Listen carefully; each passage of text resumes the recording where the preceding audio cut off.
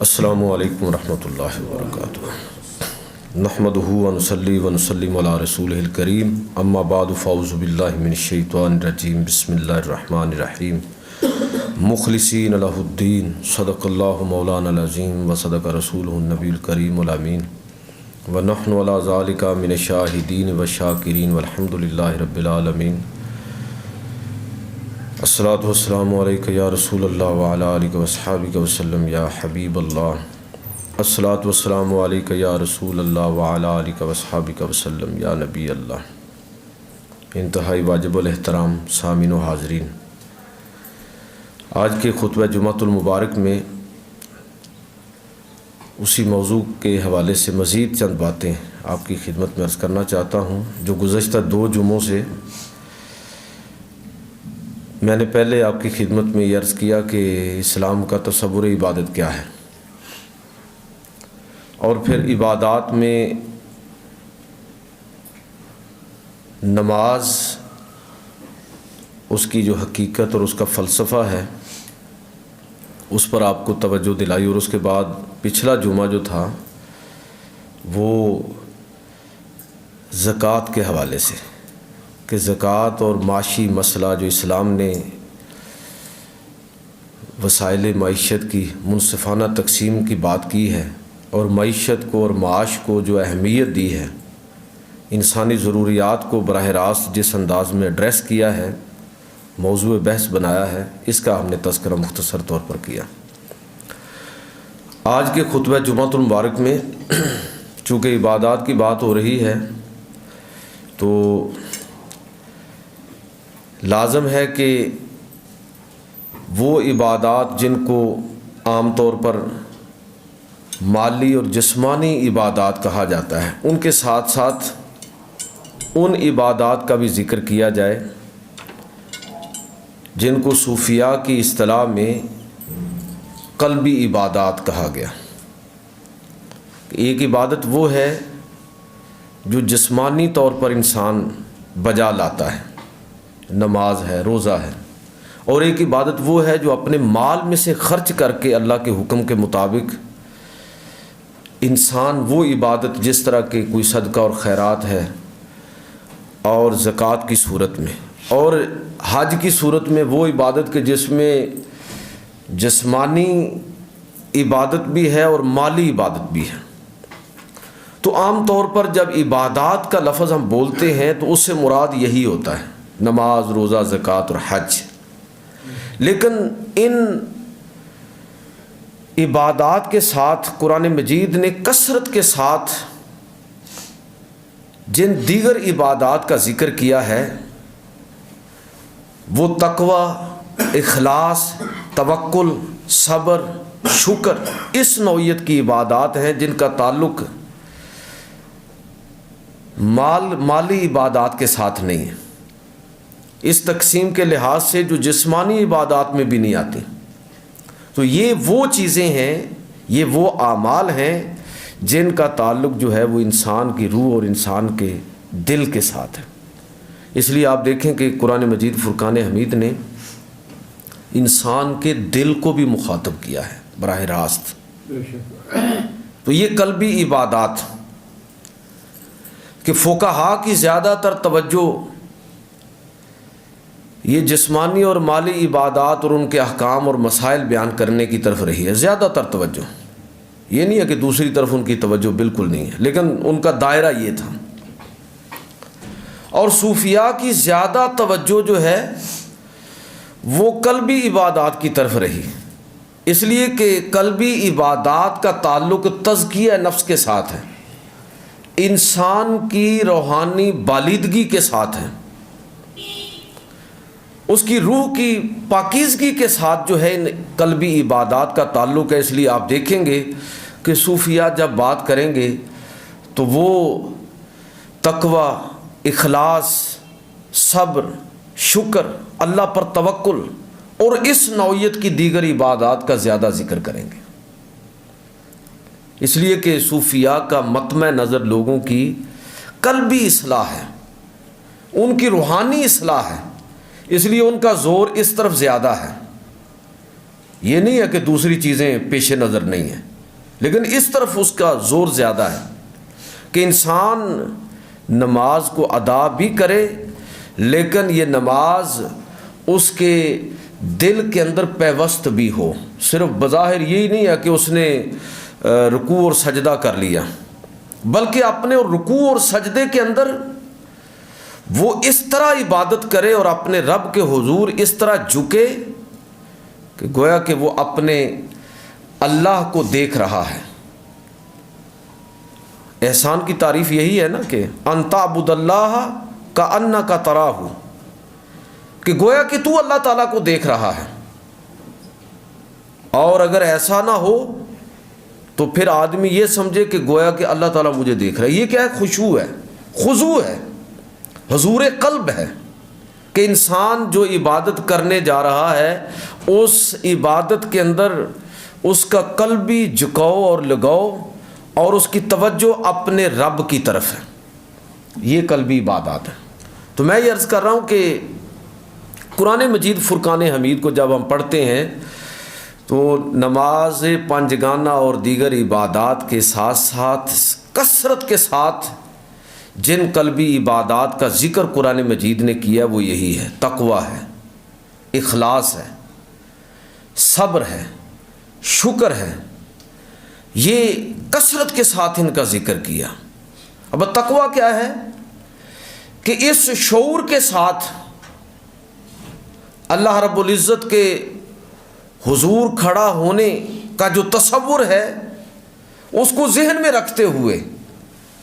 ہر عمل جو ہے وہ خوف خدا کے جذبے کے ساتھ انسان بجا لائے،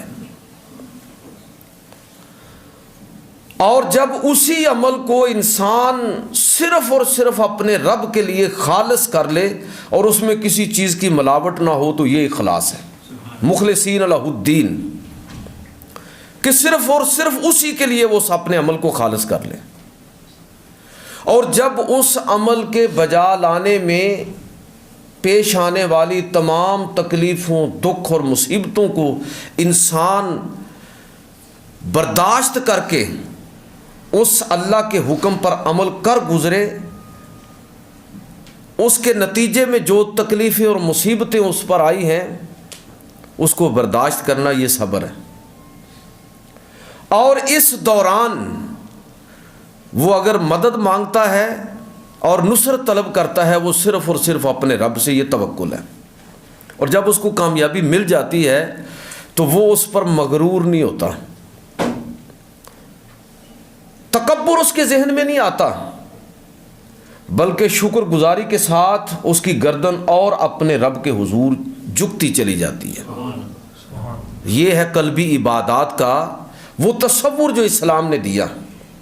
کہ انسان صرف نماز، روزہ، زکوٰۃ، حج یہ عبادات بھی یقیناً بجا لائے گا، لیکن ان عبادات کے ساتھ ساتھ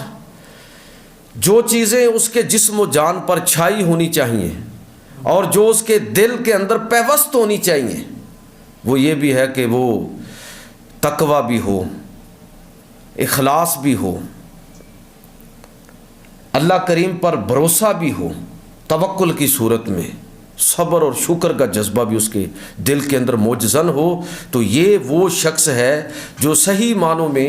ایک مسلمان کہ جس پر یعنی کہہ لیجئے اسلامی احکام وہ بھی اس پر ہیں، چھائے ہوئے ہیں،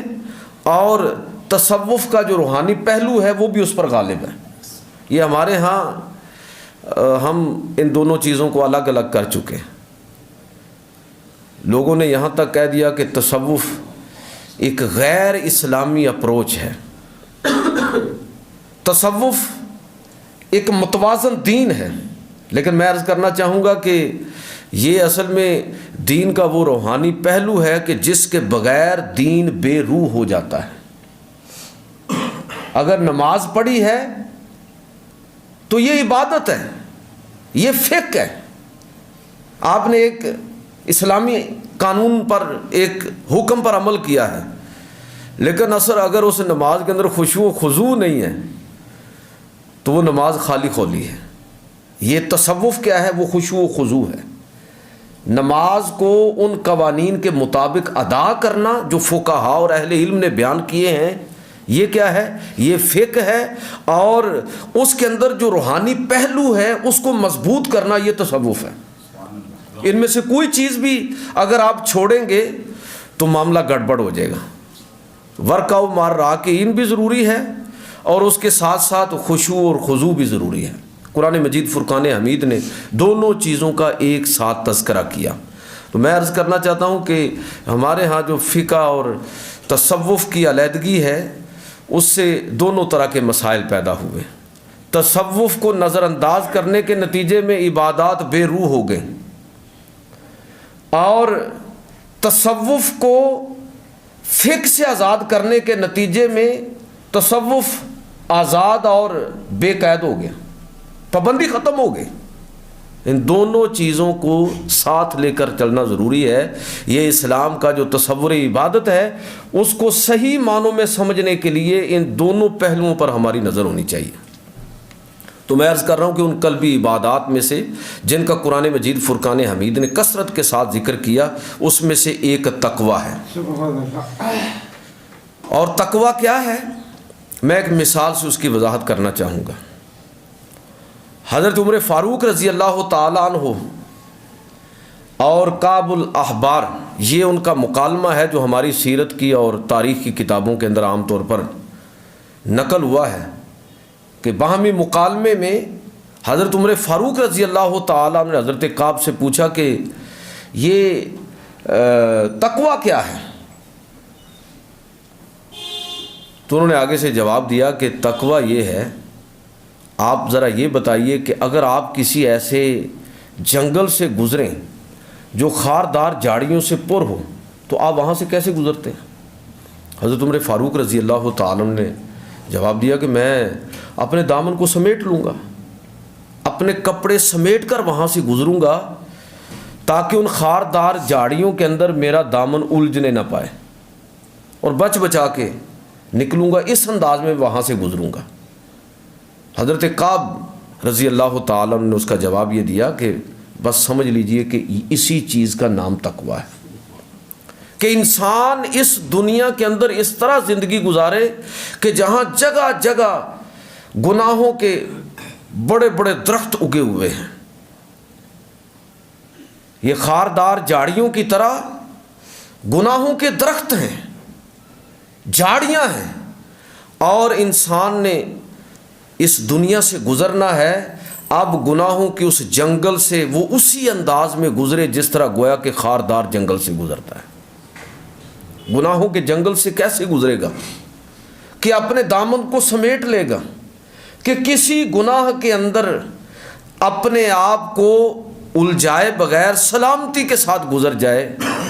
فرمایا یہی تقویٰ ہے، یہی پرہیزگاری ہے، اور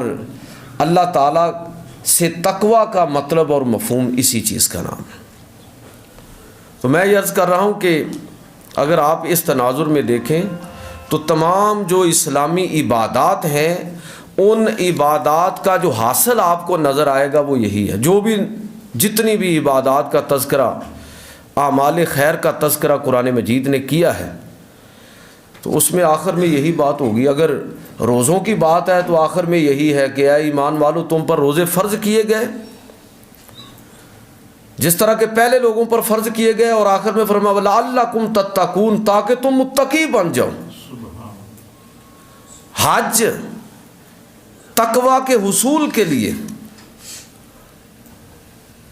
وَمَن يُعَظِّمْ شَعَائِرَ اللَّهِ فَإِنَّهَا مِن تَقْوَى الْقُلُوبِ، اور اگر قربانی ہے تو اس میں بھی یہی چیز ہے۔ لَن يَنَالَ اللَّهَ لُحُومُهَا وَلَا دِمَاؤُهَا وَلَكِن يَنَالُهُ التَّقْوَى مِنكُمْ، قربانی کا حاصل بھی تقویٰ کا حصول ہے، اللہ رب العزت کا خوف، اللہ رب العزت کے حضور کھڑا ہونا، یہ ذہن میں ہے، یہ تقویٰ ہے۔ میں اکثر یہ عرض کیا کرتا ہوں کہ اللہ کے خوف کا مطلب یہ مت سمجھیے کہ اللہ تعالیٰ بڑا خوفناک ہے، کوئی ڈراؤنی چیز ہے، نہیں، اللہ تعالیٰ بڑا رحیم اور کریم ہے۔ اس کا رحم اور اس کا فضل اور اس کا کرم اس کی سختی پر غالب ہے۔ تو اللہ کے خوف کا مطلب یہ ہے کہ انسان اللہ کے حضور جواب دہی کے تصور سے ڈرے کہ میرے رب نے مجھے پیدا کیا ہے، مجھے اختیار دے کر دنیا کے اندر بھیجا ہے، مجھے سلیم الفطرت پیدا کیا ہے، عقل اور شعور مجھے عطا کیا ہے۔ اب یہ سب کچھ عطا کیے کے باوجود اگر انسان اللہ کی عطا کردہ صلاحیت کو نظر انداز کر کے من مانیاں کرے، اپنی مرضیاں کرے، تو گویا کہ اس نے خدا کے حضور کھڑا ہونے کے اس تصور کو جھٹک دیا، اس کو نظر انداز کر دیا۔ یہ مطلب ہے تقویٰ کا کہ اللہ کے حضور کھڑا ہونے سے انسان ڈرے کہ میں اپنے رب کے رحم کرم، جتنا کہ اس کا فضل اور کرم مجھ پر رہا ہے، میں نے کتنا اس کو نظر انداز کیا ہے، اس کے حکم کو کتنا نظر انداز، کل کس طرح کھڑا ہوں گا۔ اللہ کے حضور جواب دہی کے تصور سے ڈر جائے، اگر یہ تصور اس پر غالب آ جائے تو سمجھ لیجئے کہ وہ آدمی متقی ہے، وہ اصل میں کامیاب آدمی ہے۔ ہارون رشید کا ایک واقعہ میں کئی دفعہ یہاں سنا چکا ہوں کہ ایک دفعہ اس نے بڑے دربار میں ایک عجیب سوال علماء سے کر دیا کہ میں جنتی ہوں یا جہنمی ہوں، تو علماء خاموش ہو گئے کہ یہ تو اللہ تعالیٰ کا معاملہ ہے کہ آپ جنتی ہیں یا جہنمی، ہم تو نہیں بتا سکتے۔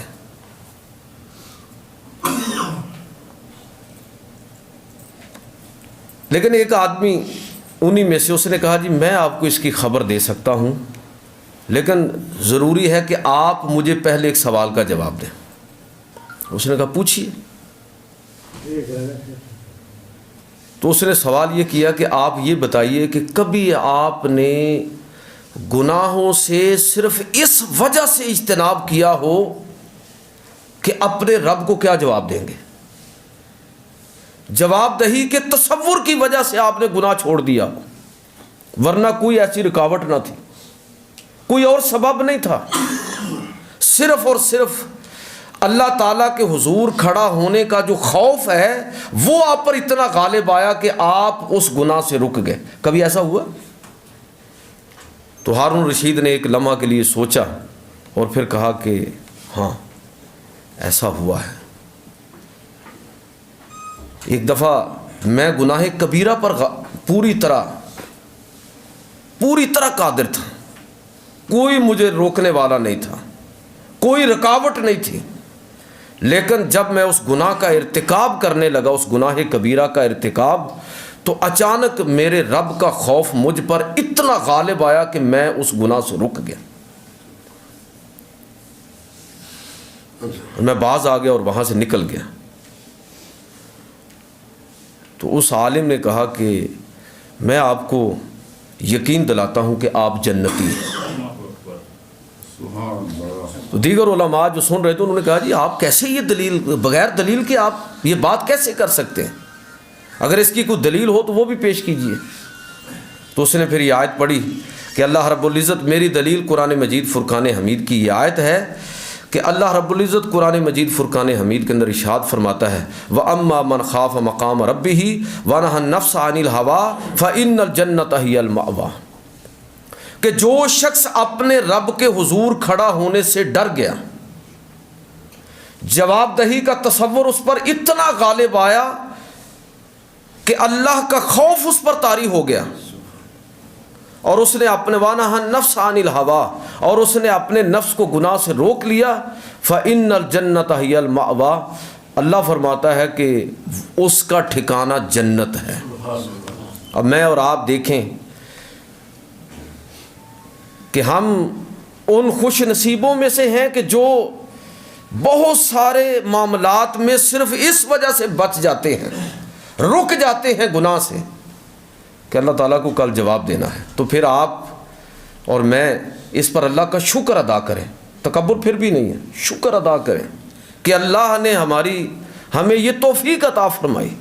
اور زیادہ شکر ادا کریں، اور اگر ایسا نہیں ہے تو پھر ہم اپنی فکر کریں، اس لیے کہ تقویٰ اور اللہ کے حضور کھڑا ہونے کا جو تصور ہے یہ چیز ہم پر طاری نہیں ہوتی۔ میں نے شروع میں عرض کیا کہ صوفیاء نے جن قلبی عبادات کا بالخصوص تذکرہ کیا، نماز، روزہ، زکوٰۃ اور حج، یہ جسمانی اور مالی عبادات ہیں، لیکن قرآن مجید نے کثرت کے ساتھ جن دیگر عبادات کا ذکر کیا اس پر میں بات کر رہا ہوں، تو اس میں سے پہلی چیز میں عرض کر رہا ہوں وہ تقویٰ ہے، اور صوفیاء نے اس پر بہت زور دیا کہ جو دم غافل سو دم کافر۔ بندہ گیا کہ اللہ کا خوف اس پر اس درجے طاری ہو کہ ہر لمحہ وہ حضوری کے اندر رہے، غفلت کا ایک لمحہ بھی قابل قبول نہیں ہے، ورنہ خدا کی بادشاہت سے، اس کی رضا کے مقام سے آدمی نیچے جا پڑے گا۔ تو یہ تقویٰ ہے۔ قرآن مجید فرقان حمید نے ایک بڑا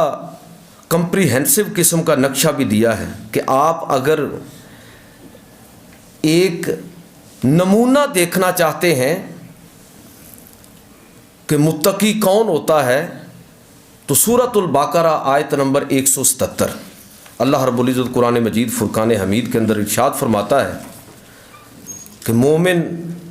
جو واقعتاً ہی متقی بھی ہے، صرف مومن لغوی معنوں میں نہیں ہے کہ ایمان کا دعویٰ کیا ہوا ہے، بلکہ تقویٰ اس پر پوری طرح غالب ہے۔ وہ کون ہوتا ہے؟ میں صرف آیت کا ترجمہ کروں گا، اس آیت پر الگ سے گفتگو کی بڑی گنجائش ہے۔ اللہ رب العزت ارشاد فرماتا ہے وَلَٰكِنَّ الْبِرَّ مَنْ آمَنَ بِاللَّهِ وَالْيَوْمِ الْآخِرِ وَالْمَلَائِكَةِ وَالْكِتَابِ وَالنَّبِيِّينَ۔ نیکی یہ ہے کہ انسان اللہ پر، آخرت کے دن پر، ملائکہ، کتابوں اور انبیاء پر ایمان رکھے۔ وَآتَى الْمَالَ عَلَىٰ حُبِّهِ ذَوِي الْقُرْبَىٰ وَالْيَتَامَىٰ وَالْمَسَاكِينِ وَابْنَ السَّبِيلِ وَالسَّائِلِينَ وَفِي الرِّقَابِ، اور اپنے مال کو صرف اور صرف اللہ کی محبت میں قریبی رشتہ داروں، یتیموں، مساکین، مسافروں اور ضرورت مندوں پر خرچ کرتا ہے، یہ متقی، یہ ہے جس پر تقویٰ غالب ہے، صرف اللہ کی رضا کے لیے۔ وَأَقَامَ الصَّلَاةَ وَآتَى الزَّكَاةَ، نماز قائم کرنے والا ہے اور زکوٰۃ ادا کرنے والا ہے۔ وَالْمُوفُونَ بِعَهْدِهِمْ إِذَا عَاهَدُوا، اور جب کوئی وعدہ کرتا ہے تو اس وعدے کو پورا کرنے والا ہے، متقی ہے۔ اور فرمایا وَالصَّابِرِينَ فِي الْبَأْسَاءِ وَالضَّرَّاءِ وَحِينَ الْبَأْسِ، اور تنگی، مصیبت اور جنگوں میں، ہر طرح کے مصائب و آلام میں جب مصیبتیں اس پر ہجوم کرتی ہیں تو وہ صبر سے کام لینے والا ہوتا ہے۔ اولئک الذین صدقوا واولئک هم المتقون، اور اللہ رب العزت فرماتا ہے یہی وہ لوگ ہیں جو صحیح معنوں میں سچے ہیں۔ واولئک هم المتقون، اور یہی لوگ ہیں جو متقی ہیں۔ میں عرض یہ کرنا چاہتا ہوں کہ یہ متقی آدمی کا ایک کہہ لیجئے کہ ایک حلیہ ہے جو قرآن مجید فرقان حمید نے ذکر کیا، کہ اس کا ایمان پختہ ہے، اس کا مال اللہ کی رضا کے مطابق اور اس کی محبت میں خرچ ہوتا ہے، اور اس کا اخلاق اور کردار اتنا شاندار ہے کہ اگر کوئی وعدہ کر لے، اگر کوئی عہد باندھ لے، اگر اس کے پاس کوئی امانت رکھی جائے تو وہ اخلاقی طور پر اتنا مضبوط اور طاقتور ہے کہ وہ ان چیزوں سے پیچھے ہٹنے والا نہیں ہے۔ اور اللہ تعالیٰ فرماتا ہے یہ وہ لوگ ہیں، یہ سچے ہیں اور یہی متقی ہیں۔ لہٰذا میں عرض یہ کرنا چاہتا ہوں کہ تقویٰ کی صورت میں یہ وہ قلبی عبادت ہے جس کا قرآن مجید فرقان حمید نے کثرت کے ساتھ ذکر کیا۔ نماز، روزہ، زکوٰۃ اور حج، ان چار عبادات کے بعد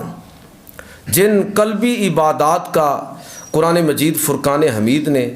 کثرت کے ساتھ ذکر کیا، اس میں یہ پہلی عبادت ہے جس کو میں نے تقویٰ کا نام دیا، کہ متقی ہونا، اللہ کے حضور جواب دہی کا تصور انسان پر غالب ہو۔ اور جب کسی آدمی کی یہ حالت ہوتی ہے تو پھر اللہ رب العزت کی طرف سے پھر اس کے لیے اعلان یہی ہے کہ یہ وہ لوگ ہیں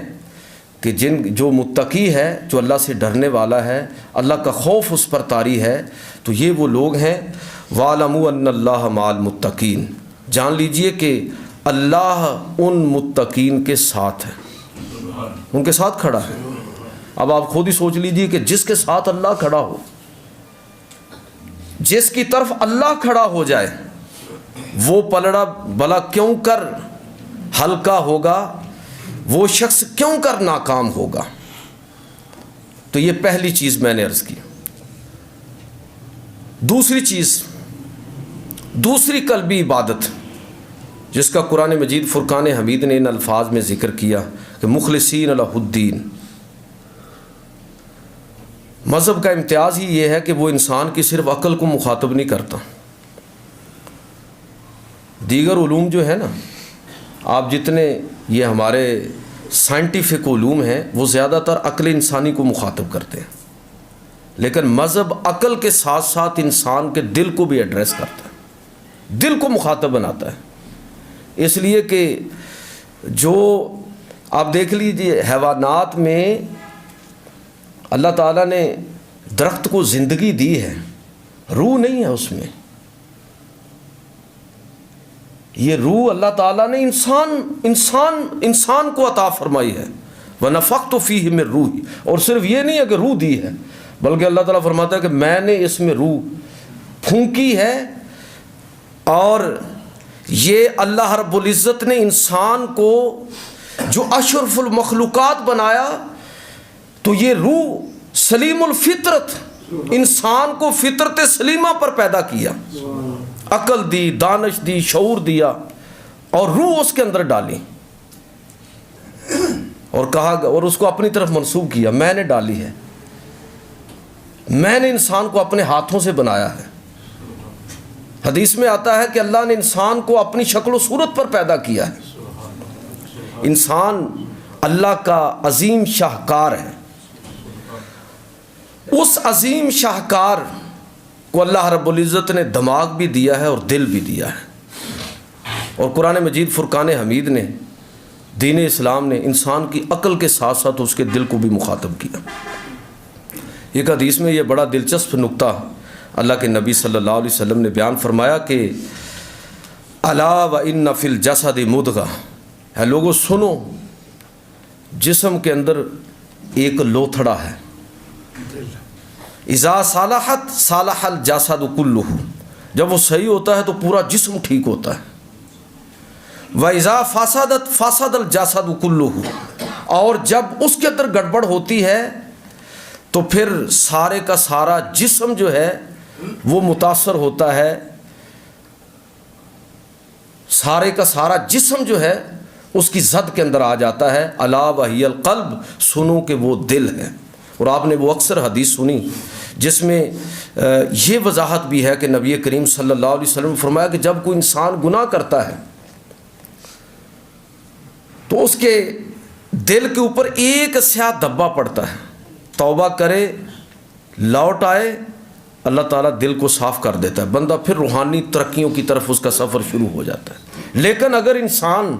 اس گناہ کے بعد دوسرا گناہ کرتا ہے، توبہ نہیں کرتا، تیسرا گناہ کرتا ہے، اور گناہ پر گناہ کرتا چلا جاتا ہے، تو پھر یہ وہ شخص ہے کہ جس کے بارے میں قرآن نے ذکر کیا کہ ختم اللہ علی قلوبہم، دلوں پر مہر لگ گئی، اب اس کو کوئی خیر کی بات سمجھ نہیں آ سکتی۔ یہ بدقسمتی کی آخری حد ہوتی ہے کہ جب کوئی انسان کسی گناہ کو گناہ نہ سمجھے تو سمجھ لیجئے کہ اب اس کی ہدایت کی آخری امید بھی ختم ہو گئی۔ اس لیے کہ جب تک انسان گناہ بھی اگرچہ کرے لیکن گناہ کو گناہ سمجھتا ہے کہ کیا تو میں نے ہے غلط، اس کا مطلب یہ ہے کہ ابھی ضمیر زندہ ہے،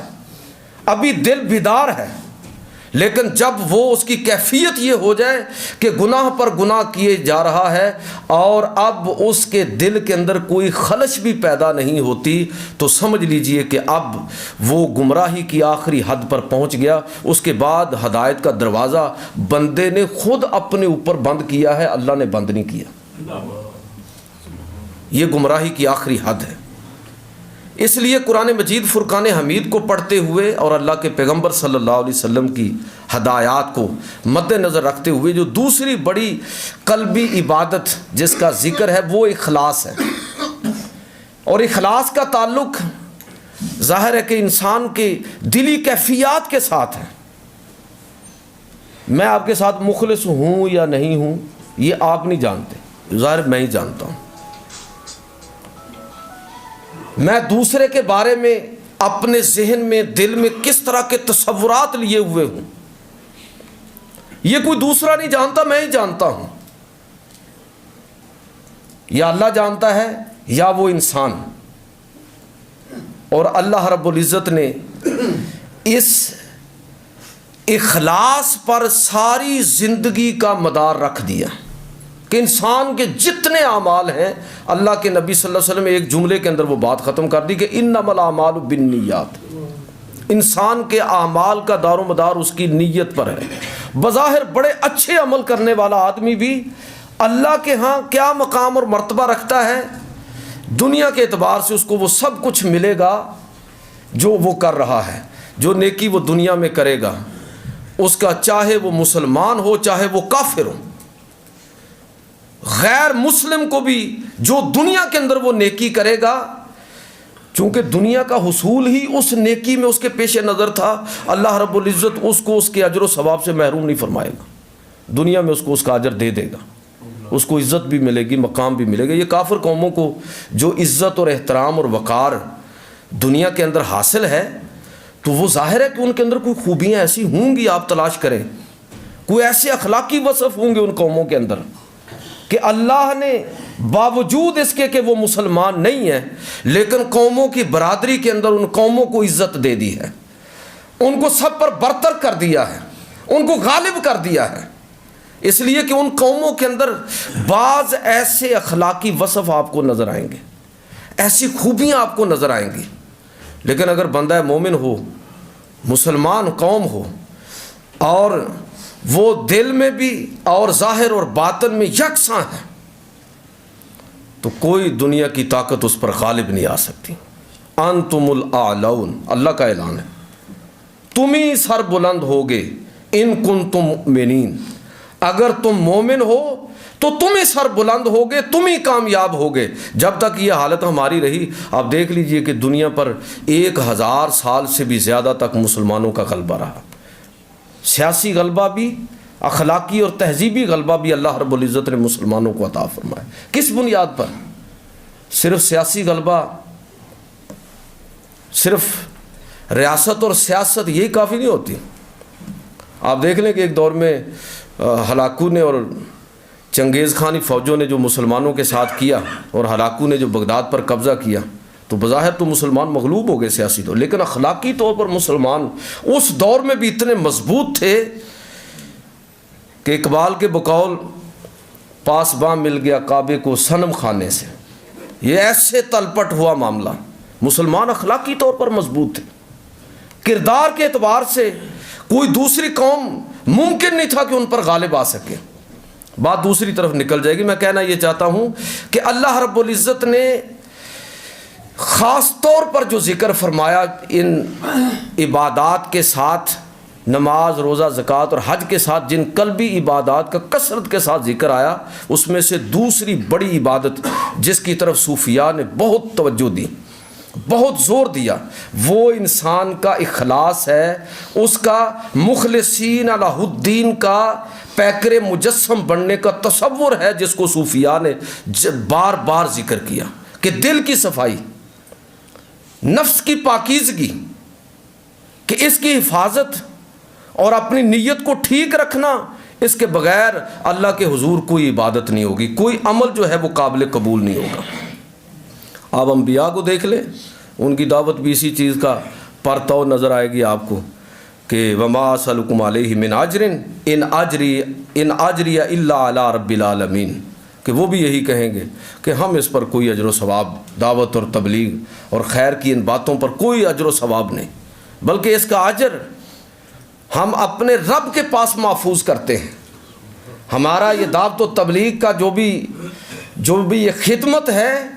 اس خدمت کا اجر و ثواب ہم اپنے رب سے چاہتے ہیں۔ اس لیے میں یہ اکثر آپ کی خدمت میں عرض کرتا ہوں کہ جو دعوت اور تبلیغ ذاتی پروموشن کے لیے ہو اس کی کوئی حیثیت نہیں ہے۔ آج آپ دیکھ لیں ہمارے مذہبی رہنما جو ہیں وہ خدا اور رسول کی طرف دعوت دینے کی بجائے یہ بڑے بڑے علماء، بڑی بڑی دینی جماعتیں، ان کے سربراہ اور بڑے بڑے پیر اور بڑے بڑے شیوخ، ان کا حال اگر آپ دیکھیں تو یہی آپ کو چیزیں نظر آئیں گی۔ تو اپنی ذات کی طرف دعوت دیتے ہیں۔ اگر میں اپنی ذات کی طرف دعوت نہیں دینا چاہتا تو پھر مجھے اپنی ذاتی پروموشن کی ضرورت بھی نہیں ہے۔ میں اپنی ذات کی نفی کر کے اپنی نیت کو اللہ کے لیے خالص کر کے جب تک دین کی طرف لوگوں کو دعوت نہیں دوں گا، اللہ کے ہاں اس پر کوئی اجر و ثواب نہیں ہے۔ وہ ٹھیک ہے بس دنیا کے اعتبار سے آپ ہاتھ بھی چوم لیں گے، عزت اور احترام بھی کریں گے اور جیب بھی گرم کر دیں گے، سارے کام ہو جائیں گے، لیکن اللہ کے ہاں اس کا اجر و ثواب جاتا رہا۔ یہ وہ چیز ہے جو صوفیہ کرام نے بر صغیر کے اندر آپ کو عملی طور پر یہ چیز نظر آئے گی کہ لوگوں نے کس طرح اخلاص کے ساتھ اس دین کو دوسروں تک پہنچایا۔ تو میں یہ عرض کرنا چاہتا ہوں کہ اگر تو آپ داعیان اسلام کی زندگیوں کو دیکھیں گے تو یہی چیز آپ کو نظر آئے گی۔ اگر آپ پیغمبروں کی زندگیوں کو دیکھیں گے تو یہی چیز آپ کو نظر آئے گی کہ ہر تکلیف، دکھ، مصیبت برداشت کر رہے ہیں، دعوت اور تبلیغ کا کام کر رہے ہیں، خیر کا کام کر رہے ہیں، اور مقصد صرف اور صرف اللہ کی رضا اور اللہ کے لیے اس عمل کو مخلص طور پر انجام دینا ہے، اور کوئی چیز اس میں مطلوب نہیں۔ مسلمانوں کو جو ہدایت دی گئی وہ یہی تھی کہ اے پیارے حبیب صلی اللہ علیہ وسلم آپ ان سے فرما دیں، آپ اپنے امتیوں سے فرما دیجئے قل ان صلاتی و نسکی و محیای و مماتی للہ رب العالمین۔ اے پیارے حبیب آپ فرما دیجئے کہ بے شک اے لوگو میرا جینا اور مرنا، میری نماز، میری قربانی، سب کچھ صرف اور صرف اپنے رب کے لیے۔ اور اگر یہ اخلاص عبادت کے اندر موجود نہ ہو تو وہ عبادت اللہ کے ہاں قابل قبول نہیں ہے۔ قابیل اور حابیل کا واقعہ آپ نے قرآن مجید فرقان حمید کے اندر پڑھا ہوا ہے کہ جب دونوں بھائیوں نے قربانی پیش کی، اس دور کے دستور کے مطابق اپنی اپنی پسندیدہ چیز کو ایسے میدان کے اندر رکھ دیا، اور اللہ کی طرف سے آسمان سے آگ اتری اور اس نے حابیل کی قربانی کو قبول کر لیا، لیکن قابیل کی قربانی قبول نہیں کی، تو وہ اس پر بہت غصے میں ہوا، سیخپا ہوا۔ اس وقت قرآن مجید فرقان حمید کے سورہ مائدہ کے الفاظ ہیں کہ بڑا جو تبصرہ کیا تھا حابیل نے، وہ آج کے موضوع کے حوالے سے میں سمجھتا ہوں ہمیں ذہن میں رکھنا چاہیے اور زندگی میں اس کو اپنانا چاہیے۔ انہوں نے آگے سے یہ کہا کہ انما یتقبل اللہ من المتقین، کہ یہ جو چیزیں ہیں نا، عبادت، عمل، یہ اللہ صرف متقین سے قبول فرماتا ہے، جس کی نیت اپنے رب کے لیے خالص ہوتی ہے اور وہ اپنے رب کے خوف سے ہر لمحہ لرزہ بر اندام ہوتا ہے، اسی کی قربانی کو اللہ قبول فرماتا ہے۔ لہٰذا اعمال کے اندر جب تک تقوی اور اخلاص نہ ہو اس وقت تک وہ اللہ کی بارگاہ میں قابل قبول نہیں ہے۔ لہٰذا جو عبادات ہم انجام دیتے ہیں ان عبادات کے ساتھ ساتھ انسان کے دل کی کیفیت کیا ہونی چاہیے، یہ آج میں نے اس موضوع پر پہلی گفتگو کی ہے۔ انشاءاللہ اگلے جمعے مزید اس پر بات کریں گے۔